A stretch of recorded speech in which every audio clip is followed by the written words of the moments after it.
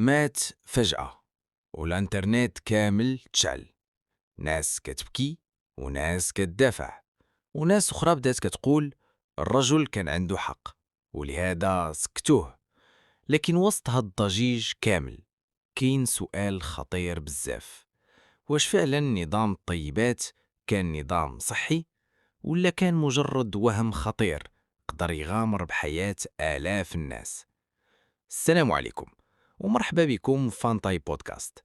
اليوم غنهضروا بصراحة وبالعقل، بعيد على العاطفة، على الدكتور ضياء العوضي ونظام الطيبات والجدل الكبير اللي تفجر بعد وفاته المفاجئة. خليني نسولك سؤال بسيط: إلا جا عندك شي واحد وقال ليك قلل شرب الماء، دخن عادي، وكل السكر كيف بغيتي، واعتبر هادشي نظام صحي، واش غادي تصدقوا؟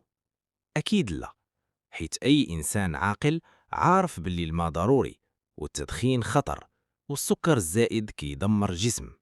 لكن الصدمة أن نظام الطيبات كان فيه أفكار قريبة لهادشي، والآلاف من الناس تبعوا هاد النظام وصدقوه.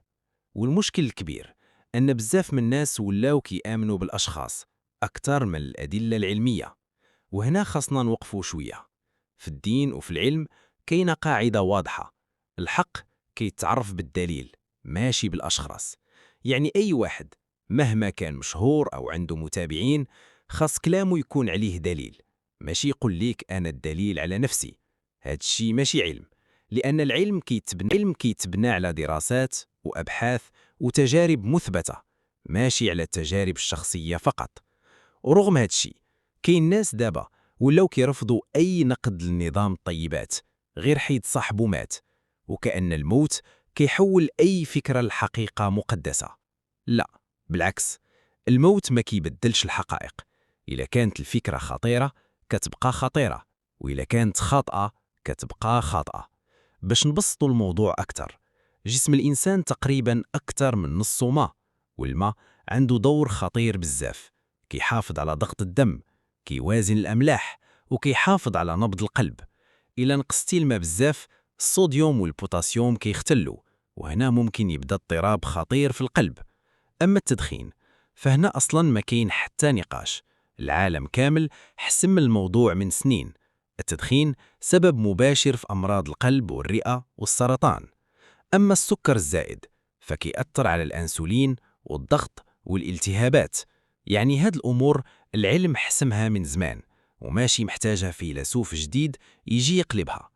لكن أخطر حاجة كاملة ماشي السكر ولا التدخين، أخطر حاجة هي أن شي ناس بداو كيوقفوا الدواء ديالهم. كاين مرضى سكر وقلب وضغط خلاو العلاج ومشاو يتبعوا نظام الطيبات. وهنا الكارثة، لأنك كتغامر بحياتك بلا أي ضمانة علمية. ودابا غادي يقول ولكن أنا جربته وتحسنت. هنا خاصنا نفرقوا بين جوج حوايج: تحسن الأعراض والشفاء الحقيقي.